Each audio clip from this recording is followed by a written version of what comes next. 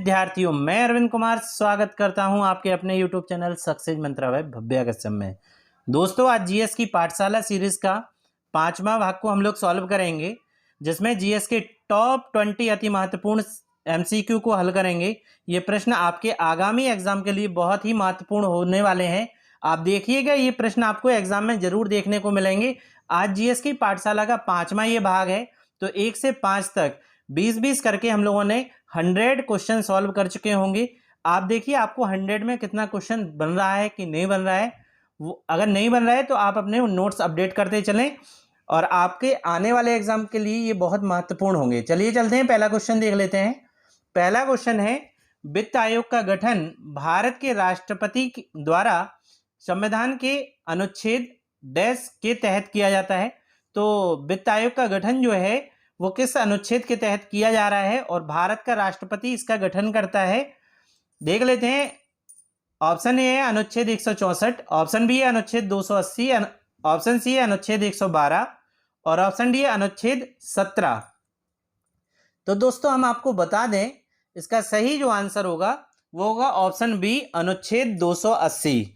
अनुच्छेद 280 के तहत वित्त आयोग के गठन का प्रावधान है। वित्त आयोग का जो गठन करता है भारत का राष्ट्रपति के द्वारा इसका गठन किया जाता है, और अगर वो वर्णित है तो अनुच्छेद 280 में वर्णित है। इसके अलावा हम लोग देख लेते हैं जो बाकी के अनुच्छेद 164, अनुच्छेद 112, अनुच्छेद 17, इनमें क्या है वो चलिए देखते हैं। देखिए, अनुच्छेद 164 के तहत राज्यपाल मुख्यमंत्री की नियुक्ति करता है। मोस्ट इंपॉर्टेंट है, आपको ये याद रखना है कि आर्टिकल 164 में जो राज्यपाल होता है, गवर्नर होता है, वो चीफ मिनिस्टर की नियुक्ति करता है। दूसरा पॉइंट देख लेते हैं, आर्टिकल 112 के तहत वार्षिक वित्तीय बजट की बात कही गई है। देखिए, आपको एक चीज हम बता दें कि पूरे संविधान में बजट का कोई प्रावधान नहीं है, लेकिन आर्टिकल 112 में वार्षिक वित्तीय बजट इस नाम से बजट रखा गया है। केवल बजट नाम का कोई प्रावधान संविधान में नहीं है। अनुच्छेद 17 की बात कर लेते हैं। आर्टिकल 17 में कहा गया है अस्पृश्यता का अंत। अस्पृश्यता मतलब होता है छुआछूत का अंत। अब ये अगला जो पॉइंट है वो वित्त आयोग से है। वित्त आयोग क्या होता है? यह केंद्र और राज्यों के बीच वित्तीय संबंधों को परिभाषित करने के लिए बनाया गया था, जो एक संवैधानिक निकाय है। संवैधानिक निकाय है, इसीलिए इसका वर्णन आर्टिकल 280 में किया गया है। आखिरी पॉइंट देख लेते हैं। 1951 में गठित वित्त आयोग के पहले अध्यक्ष जो थे वो केसी नियोगी थे। तो ये बात भी क्लियर हो गई कि वित्त आयोग का गठन कब हुआ, तो 1951 में हुआ, और पहले इसके अध्यक्ष जो बनाए गए वो केसी नियोगी बनाए गए। वित्त आयोग से इतने सारे इंपॉर्टेंट आपके लिए क्वेश्चन बन सकते थे, वो मैंने यहाँ बता दिए। इसके अलावा 3 आर्टिकल थे इंपॉर्टेंट, वो भी बताए हैं। चलिए क्वेश्चन नंबर दूसरे पे चलते हैं।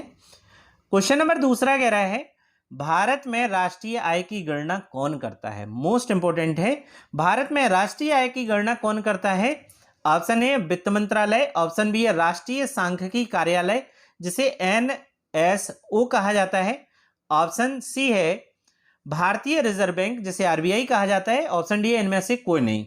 तो राष्ट्रीय आय की गणना कौन करता है? तो ऑप्शन बी इसका सही है, राष्ट्रीय सांख्यिकी कार्यालय जिसे NSO कहा जाता है, ये भारत में राष्ट्रीय आय की गणना करता है। चलिए चलते हैं, थोड़ा सा पॉइंट इसके बारे में देख लेते हैं। भारत की राष्ट्रीय आय की गणना करने का पहला जो प्रयास किया है दादा भाई नौरोजी ने किया है। मोस्ट इंपॉर्टेंट, ये आपको याद रखना है। कब किया है? 1867-68 में किया था। किसने किया था पहला प्रयास? तो किया था दादा भाई नौरोजी ने। अगला पॉइंट देख लेते हैं। पहला आधिकारिक जो प्रयास किया गया था 1949 में प्रोफेसर PC महालनोबिस के अध्यक्षता वाली राष्ट्रीय आय समिति के द्वारा किया गया था। तो अगर आपसे आधिकारिक पूछे तो ये हुआ था 1949 में, और किसकी अध्यक्षता वाली कमेटी ने किया था? तो वो किया था प्रोफेसर PC महालनोबिस की अध्यक्षता वाली राष्ट्रीय आय कमेटी ने इसकी गणना की थी राष्ट्रीय आय की। चलिए चलते हैं अगले क्वेश्चन पे चलने के पहले, अगर आप हमारे चैनल पर पहली बार विजिट कर रहे हैं तो चैनल को सब्सक्राइब कर लें साथ ही साथ बेल आइकन को दबाना ना भूलें, ताकि आपको सही समय पर नोटिफिकेशन, सबसे पहले ये नोटिफिकेशन आप तक पहुंचाएगा और इस क्लास का आप लाभ उठा पाएंगे। इस क्लास की पीडीएफ आपको टेलीग्राम चैनल पर मिल जाएगी। जो विद्यार्थी टेलीग्राम चैनल पर नहीं जुड़े हैं, वो इसी नाम से टेलीग्राम चैनल है, सक्सेस मंत्रा बाय भव्या कश्यप, आप जुड़ जाइए, वहां पे पीडीएफ आपको प्रोवाइड करा दी जाएंगी। चलिए क्वेश्चन नंबर तीसरे पे चलते हैं। क्वेश्चन नंबर तीसरा है, कंप्यूटर में रैम का पूर्ण रूप क्या है? तो रैम जो होता है वो क्या होता है कंप्यूटर में, ये आपको बताना है। दोस्तों, ये एक प्रकार की कंप्यूटर डेटा स्टोरेज होता है रैम। इसका फुल फॉर्म पूछा गया है, आपको बताना है। ऑप्शन ए है rare access memory, option B है random access memory, option C है रियल एक्सेस मेमोरी और ऑप्शन डी है रिमोट एक्सेस मशीन। तो इसका सही आंसर जो है ऑप्शन बी, इसका सही आंसर है रैंडम एक्सेस मेमोरी। कंप्यूटर से संबंधित अधिक जानकारी के लिए आपके प्लेलिस्ट में जाइए। कंप्यूटर से संबंधित काफ़ी वीडियोस में डली हैं, जिसे भव्या मैडम ने कंप्लीट कराया है, काफ़ी डिटेल में पढ़ा है। मोस्ट इंपोर्टेंट कंप्यूटर से संबंधित क्वेश्चन है, आप वहां पे पढ़ सकते हैं। चलिए चलते हैं अगले क्वेश्चन की ओर। अगला क्वेश्चन है, कालिदास सम्मान मध्य प्रदेश सरकार के द्वारा दिया जाता है। एक तो क्वेश्चन यही बन गया आपको। क्या क्वेश्चन बन गया कि कालिदास सम्मान किस सरकार के द्वारा दिया जाता है? तो मध्य प्रदेश सरकार के द्वारा दिया जाता है। और यह किस क्षेत्र में दिया जाता है? ये क्वेश्चन है आज का क्वेश्चन नंबर 4 में, कि जो कालिदास सम्मान है वो किस क्षेत्र में दिया जाता है। ऑप्शन ए है खेल के क्षेत्र में, ऑप्शन बी है बॉलीवुड डांस के क्षेत्र में, ऑप्शन सी है साहित्य के क्षेत्र में, या ऑप्शन डी है रंगमंच के क्षेत्र में। तो दोस्तों, कालिदास सम्मान मध्य प्रदेश सरकार देती है और इन 4 ऑप्शन में जो सही आंसर है वो ऑप्शन डी में जाएगा। रंगमंच के क्षेत्र में कालिदास सम्मान मध्य प्रदेश सरकार द्वारा दिया जाता है। लेकिन इसके अलावा देख लेते हैं कि रंगमंच के अलावा मध्य प्रदेश सरकार कालिदास सम्मान और किस क्षेत्र में देती है। चलिए आगे चल के देखते हैं। अगला पॉइंट जो है वो देख लीजिए। पहला पॉइंट है इसमें, कालिदास सम्मान 1980-81 में स्थापित किया गया था। ये सन आपको याद रखना है। इस पुरस्कार में 1 लाख रुपए और एक प्रशस्ति पत्र दिया जाता है। तो 1 लाख रुपए इसमें दिया जाता है, एक आपको प्रशस्ति पत्र दिया जाता है। जो इसे पुरस्कार विजेता होता है उनके लिए ये राशि होती है। अगला पॉइंट है, यह पुरस्कार शास्त्रीय संगीत, देखिए अभी हमने केवल रंगमंच बताया था वहां पे, अब किस किस क्षेत्र में दिया जाता है ये आपको याद रखना है। शास्त्रीय संगीत, शास्त्रीय नृत्य, रंगमंच और दृश्य कला के क्षेत्र में दिया जाता है। ये 4 क्षेत्रों में आपको ये पुरस्कार मिलता है। कालिदास सम्मान मध्य प्रदेश सरकार द्वारा दिया जाता है। क्वेश्चन नंबर 5 पे चलते हैं। क्वेश्चन नंबर 5 कह रहा है, किस हड़प्पा कालीन स्थल से नृत्य मुद्रा वाली स्त्री की कांस्य मूर्ति प्राप्त हुई है? ये मोस्ट इंपोर्टेंट है, आपको बताना है हड़प्पा कालीन का कौन सा स्थल है जहां से नृत्य मुद्रा वाली स्त्री की कांस्य मूर्ति प्राप्त हुई है। ऑप्शन ए है हड़प्पा, ऑप्शन बी है भीमबेटका, ऑप्शन सी है मोहनजोदड़ो, या ऑप्शन डी है लोथल। दोस्तों, इसका सही आंसर लगा लीजिए, मोहनजोदड़ो इसका सही आंसर है।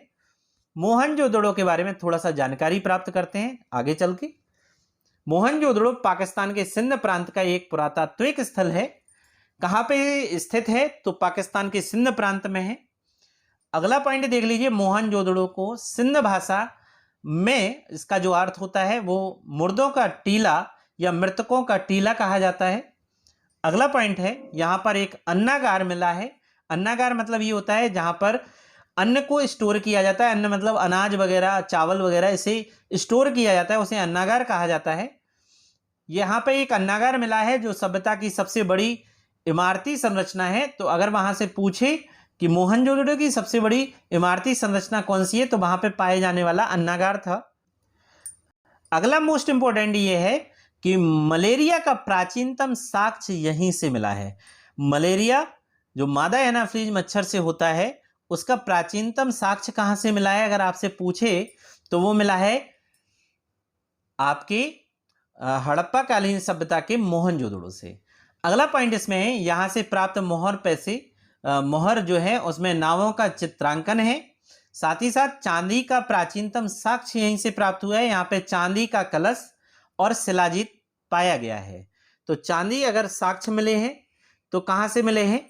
वो आपके मोहनजोदड़ो से मिले हैं। अन्नागार किससे मिला है? मोहनजोदड़ो से मिला है। मलेरिया के साक्ष्य जो मिले हैं वो मोहनजोदड़ो से मिले हैं। साथ ही साथ नाव जो है उसके चित्रांकन के जो चित्र मिले हैं वो भी किससे मिले।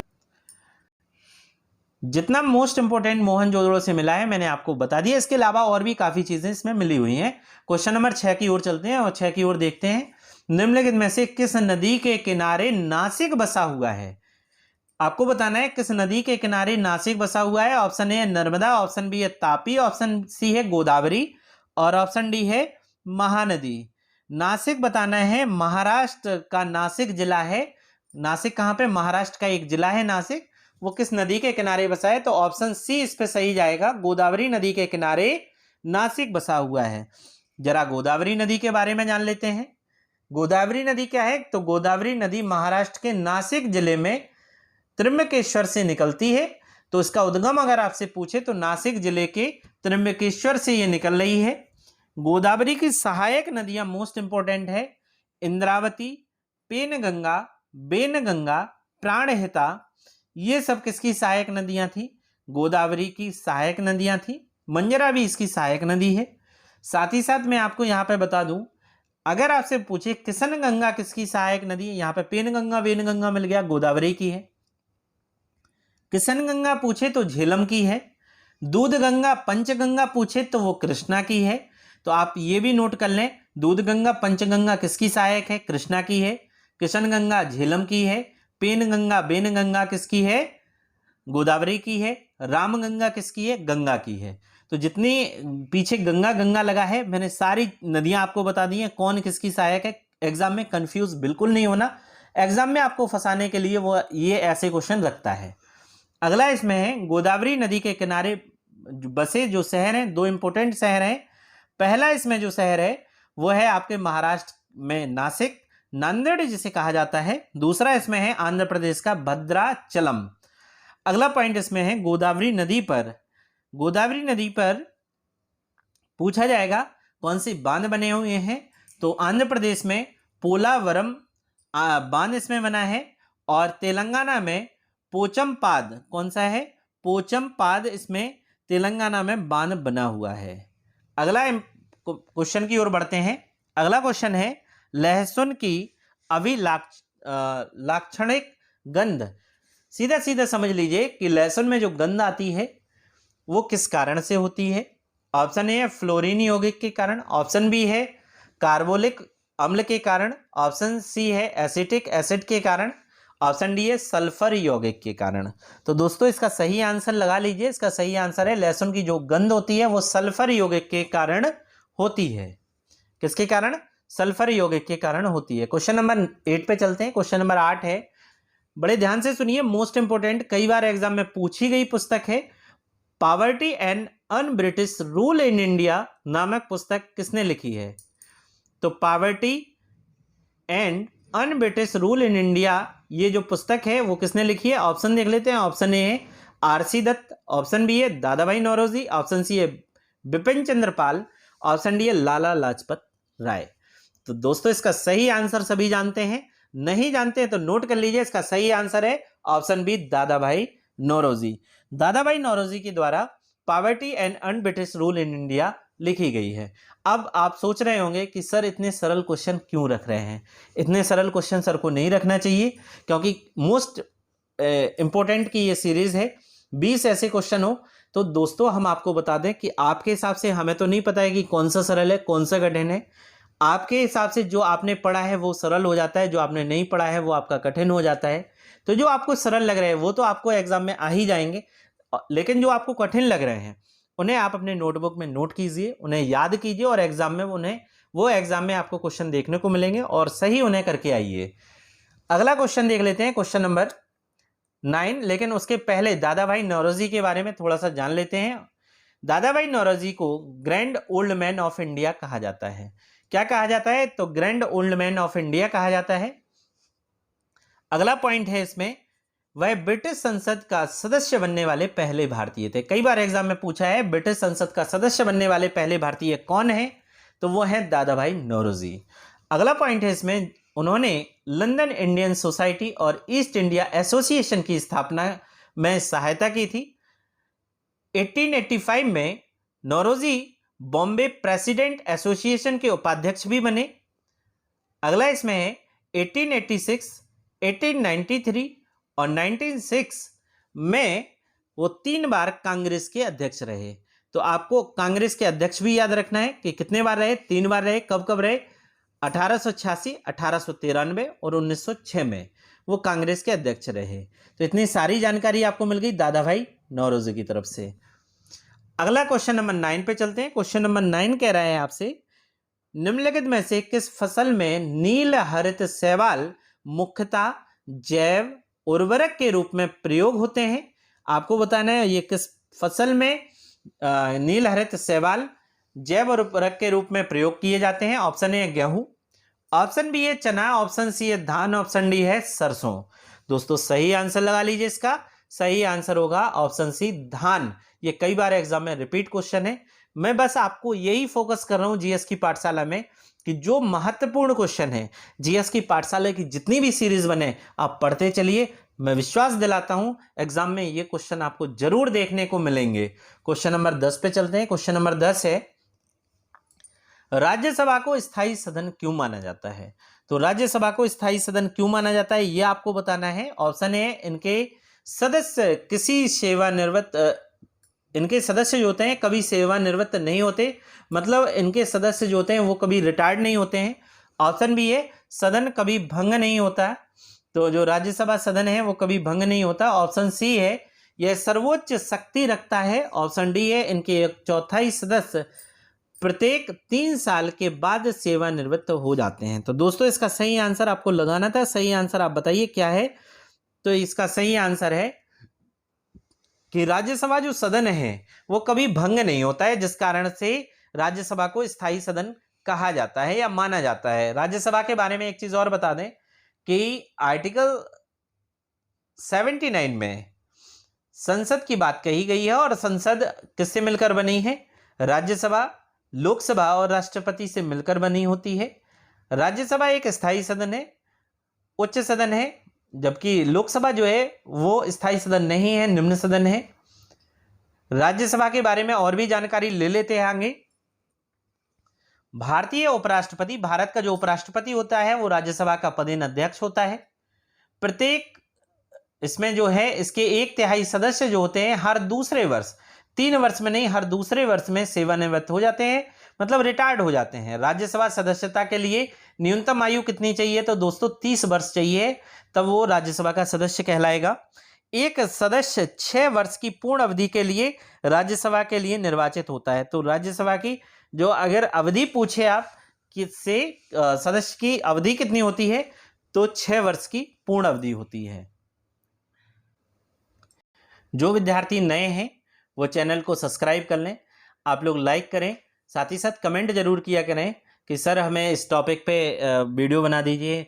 हम आपके लिए बेस्ट करना चाहते हैं। जब तक आप नहीं बताएंगे तब तक हमें कैसे मालूम चलेगा कि आप किस टॉपिक के लिए वीडियो चाहते हैं। क्वेश्चन नंबर 11 पे चलते हैं। क्वेश्चन नंबर 11 कह रहे हैं, आधुनिक भारत के जनक किन्हें माना जाता है? तो आधुनिक भारत के जनक आपको बताने हैं कि किन्हें माना जाता है। ऑप्शन देख लीजिए। ऑप्शन ए है महर्षि देवेंद्रनाथ टैगोर, ऑप्शन बी है राजा राम मोहन राय, ऑप्शन सी है ईश्वर चंद्र विद्यासागर, या ऑप्शन डी है केशव चंद्र सेन। दोस्तों इसका सही आंसर लगा लीजिए। ऑप्शन क्वेश्चन नंबर 11 का जो सही आंसर होगा वो आपका होगा ऑप्शन बी, राजा राम मोहन राय को आधुनिक भारत का जनक कहा जाता है। इनके बारे में थोड़ा सा जानकारी ले लेते हैं फटाफट, क्योंकि वीडियो थोड़ा सा बड़ी हो रही है। अगर आप रेगुलर देखने वाले हैं तो आपको बड़ी नहीं लगेगी, इंटरेस्ट आएगा, क्योंकि आपको जानकारियां मिलती रह रही हैं इसमें। 1815 में राजा राम मोहन राय ने आत्मीय सभा की स्थापना की थी। तो आत्मीय सभा की स्थापना किसने की? तो राजा राम मोहन राय ने की। कब की? तो 1815 में की। यह ब्रह्म समाज के संस्थापक भी हैं और सामाजिक सुधार आंदोलन के प्रेरणता भी हैं। अगला पॉइंट देख लीजिए। राजा राम मोहन राय आधुनिक भारत के पिता के रूप में जाना जाता है। भारतीय पुनर्जागरण के पिता इन्हें कहा जाता है और अतीत और भविष्य के बीच पुल भी इन्हें माना जाता है। ये सारी चीजें आपको याद रखनी थी। क्वेश्चन नंबर 12 पे चलते हैं। क्वेश्चन नंबर 12 आपसे कह रहे हैं, केंचुए में पाए जाने वाले नेत्रों की संख्या कितनी है? तो केंचुए में कितने नेत्र पाए जाते हैं? बायोलॉजी से ये क्वेश्चन है, बायो से ये क्वेश्चन आया हुआ है और ये एग्जाम में कई बार क्वेश्चन पूछा गया है। इवन सिविल सर्विसेज में ये क्वेश्चन आया है। ऑप्शन ए है 2, 2 आंखें, या नेत्र को क्या बोलेंगे, आंख बोलते हैं, 2 आंखें। ऑप्शन बी 4 आंखें। ऑप्शन सी अनंत आंखें, क्योंकि केंचुआ काफी लंबा होता है। अनंत आंखें हैं। ऑप्शन डी कोई आंख नहीं। कोई आंख नहीं का मतलब ये होता है कि केंचुआ नेत्रहीन होता है। तो इसका सही आंसर लगा लो दोस्तों, वाकई केंचुआ नेत्रहीन होता है, उसकी कोई आंखें नहीं होती हैं, केंचुए की कोई आंखें नहीं होती हैं। ठीक है, इसका सही आंसर लगा लीजिए, अनंत नहीं होते, अनंत आंसर गलत है, आंसर डी सही है, कोई आंख नहीं। क्वेश्चन नंबर 13 पे चलते हैं। क्वेश्चन नंबर 13 कह रहा है पृथ्वी का सबसे निकटतम ग्रह कौन सा है।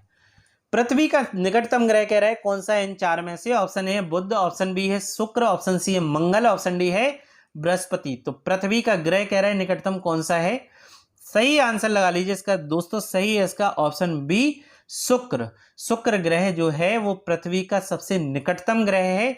शुक्र को पृथ्वी का बहन भी कहा जाता है, शुक्र को भोर का और शाम का तारा भी कहा जाता है, शुक्र को सौंदर्य का देवता भी कहा जाता है। और सूर्य से दूरी के हिसाब से ग्रहों का क्रम हम आपको बताए दे रहे हैं, बुध, शुक्र, पृथ्वी, मंगल, बृहस्पति, शनि, अरुण, वरुण। और प्लूटो जो था, प्लूटो मतलब यम, अरुण, वरुण, यम, यम जो था उसे 2006 में ग्रहों की श्रेणी से हटा दिया गया है। चलिए क्वेश्चन नंबर 14 पे चलते हैं। क्वेश्चन नंबर 14 कह रहा है निम्न में से कौन सा नकदी फसल है। नकदी फसल कह रहा है इनमें से कौन सा नकदी फसल है। ऑप्शन ए है कपास, ऑप्शन बी है जूट, ऑप्शन सी है गेहूं और ऑप्शन डी है गन्ना। दोस्तों इसका सही आंसर लगा लीजिए, इसका सही आंसर है ऑप्शन सी गेहूं। गेहूं जो है वो नकदी फसल नहीं है, नहीं कह रहा है यहाँ पे कौन सी नकदी फसल नहीं है, तो गेहूं जो है वो नकदी फसल नहीं है। नकदी फसलें होता क्या है पहले ये तो जान लो, तभी तो इसका सही आंसर लगा पाओगे एग्जाम में। तो चलते हैं नकदी फसल को देख लेते हैं।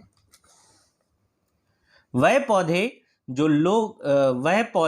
जो लोग अपने खाने या प्रयोग के लिए नहीं बल्कि विक्रय मतलब बेचने के लिए, विक्रय के लिए उगाते हैं, उन्हें नकदी फसल कहा जाता है। जो किसान होता है वो अपने खाने के लिए नहीं बल्कि उसे बेचने के लिए, जितना खाना है उतना निकाल लेता है और बाकी सब बेच देता है, उसे साल भर नहीं रखे रहता है, अगले साल फिर उसे बोएगा।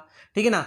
तो जो ऐसे पौधे होते हैं जिन्हें बेचने के लिए उगाया जाता है, ऐसी फसल जिन्हें बेचने के लिए उगाया जाता है, उन्हें नकदी फसल कहा जाता है। नकदी फसल अक्सर किसान खुद नहीं ग्रहण करता। नकदी फसल को किसान खुद ग्रहण नहीं करता क्योंकि ये महंगी बिकती हैं। कौन कौन सी फसलें हैं, कॉफ़ी है, नकदी फसल कौन कौन सी है देख लीजिए, कॉफ़ी है, कोको है, चाय है, गन्ना, कपास, जूट को पटसन कहा जाता है, तंबाकू, रबर और मसाले, ये सभी क्या है, नकदी फसल के उदाहरण हैं। एग्जाम में अगर आपसे आएगा कि निम्नलिखित में कौन सा नकदी फसल नहीं है, तो आपको याद रखना है ये सब नकदी फसलें हैं।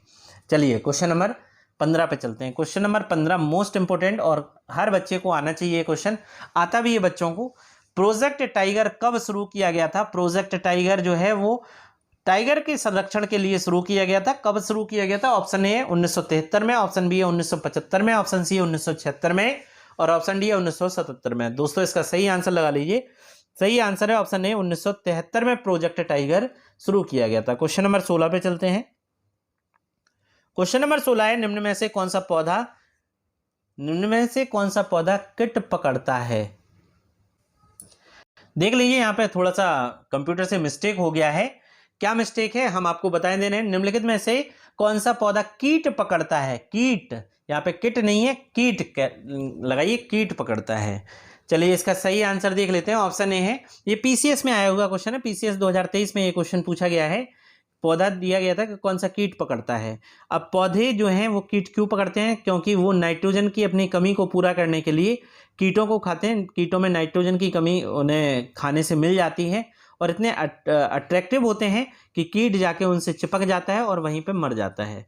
ठीक है, ऑप्शन देख लीजिए। Option A Australian acacia, option B है स्माइलैक्स, ऑप्शन सी है निरियम, ऑप्शन डी है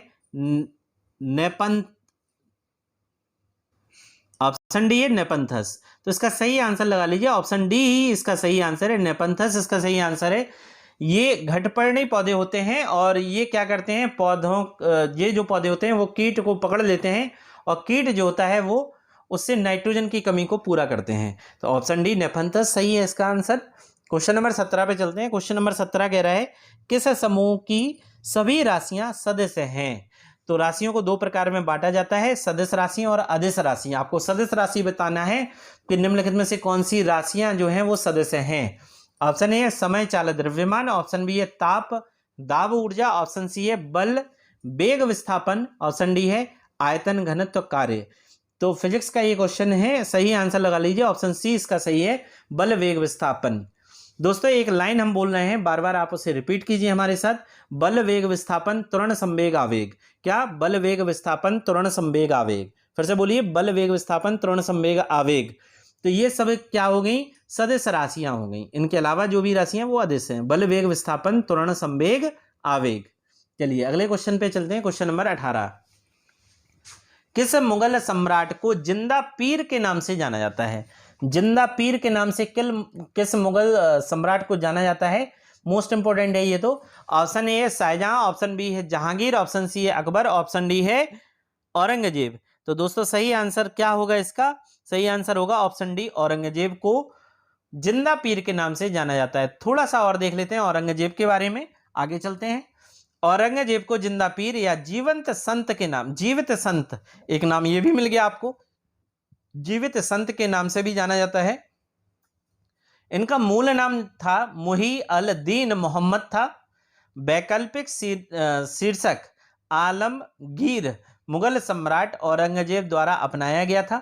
आलमगीर का अर्थ क्या होता है? तो इसका अर्थ होता है विश्व विजेता। ये अपने आप को विश्व विजेता कहते थे, जिसके लिए एक शब्द इन्होंने दिया था आलमगीर। 1679 में उन्होंने जजिया और तीर्थ यात्रा पर फिर से कर प्रारंभ किया था और इस कर को अकबर ने बंद कर दिया था, लेकिन इन्होंने 1679 में आकर फिर से जजिया और तीर्थ कर चालू कर दिया। अगला इसमें है, वह सिखों के खिलाफ भी थे। उन्होंने सिखों के 9वें गुरु, जिनका नाम था गुरु तेग बहादुर, इन्हें मार डाला था। अगला क्वेश्चन देख लेते हैं। क्वेश्चन नंबर 19 है, मीरा सेठ समिति डैश के विकास से संबंधित है। तो मीरा सेठ समिति किससे संबंधित है? ऑप्शन ए प्राथमिक शिक्षा, ऑप्शन बी है महिलाओं के स्वास्थ्य, ऑप्शन सी है हथकरघा उद्योग, ऑप्शन डी जो है वो लैंगिक समानता। तो दोस्तों सही आंसर लगा लीजिए, ऑप्शन सी इसका सही है, मीरा सेठ समिति हथकरघा उद्योग से संबंधित है। Question number 20 most important question है। वैसे तो मेरा मन कर रहा है कि इसका आंसर आप लोग कमेंट बॉक्स में दें, फिर भी अगर आप चाहते हैं मैं इसका आंसर बताऊं तो मैं भी आपको इसका आंसर कमेंट बॉक्स में ही दूंगा। देख लीजिए इसका पहले क्वेश्चन देख लेते हैं। भारत में निम्नलिखित लोक नृत्य का मिलान कीजिए। लोक नृत्य बताना है, एक तरफ लोक नृत्य है, एक तरफ उसके राज्य हैं, आप मिलान कर लीजिए, ऑप्शन में से इसके सही आंसर ढूंढ लीजिएगा और फिर हमें कमेंट बॉक्स में इसके आंसर दीजिए। तभी तो हमें पता चलेगा कि आप हमारा वीडियो पूरा अंत तक देखते हैं और इसका आंसर भी आप दे रहे हैं। कमेंट बॉक्स में आप ऑप्शन नहीं डालिए, ABCD मत कीजिए, आप कमेंट बॉक्स में ये लिखिए कि जो लोक नृत्य हैं और उनके आगे जो स्टेट हैं उनके डैश करके नाम लिख दीजिए, हम समझ जाएंगे आपका आंसर सही है। ठीक है, हमें खुशी होगी कि आपने सही आंसर दिया है। उम्मीद करता हूं आज का लेक्चर आपको पसंद आया होगा। अगर आपको आज का लेक्चर पसंद आया है तो आप हमारे यूट्यूब चैनल जिसका नाम है सक्सेस मंत्रा बाय भव्या कश्यप, उसे सब्सक्राइब करें, लाइक करें, कमेंट करें और ज़्यादा से ज़्यादा लोगों में, अपने दोस्तों में, अपने रिश्तेदारों में उसे शेयर करें। धन्यवाद।